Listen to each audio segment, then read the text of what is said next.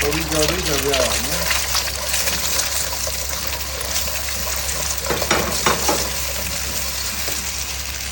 စားပြီးထည့်မယ်ဟာဒီဆုံးတော့ထည့်ရမယ်ဒီဦးလေးစီလေးနဲ့ထည့်မယ်ငဲမလားရတယ်โอเคဆက်တော့ပြူလေးဆက်တော့ပြူလေးဒီလိုလိုဒီကမ်းမယ်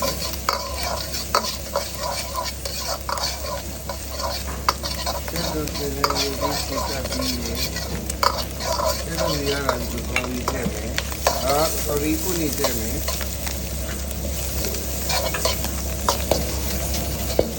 ဆက်တော့တော့ထည့်မယ်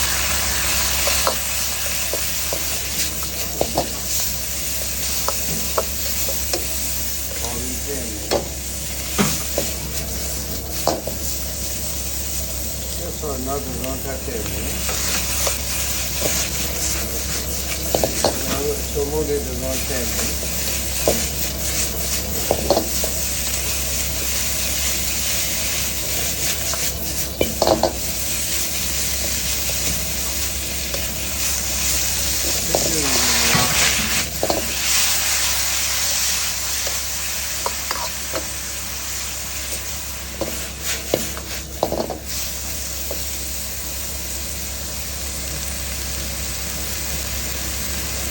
ဒီကောင်းမို့ဖြူဖြူမယ်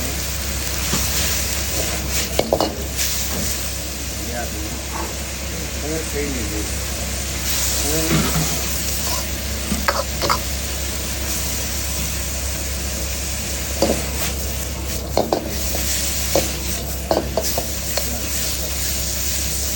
တော့ကားလည်းကျေဦးဆက်မှုလေ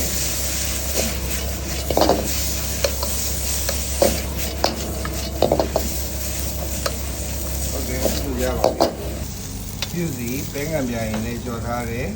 ဟိုရော်လေးပါကြော်ထားကြည့်ပါကောင်းပါတယ်ကျွန်တော် chef ဆိုပါ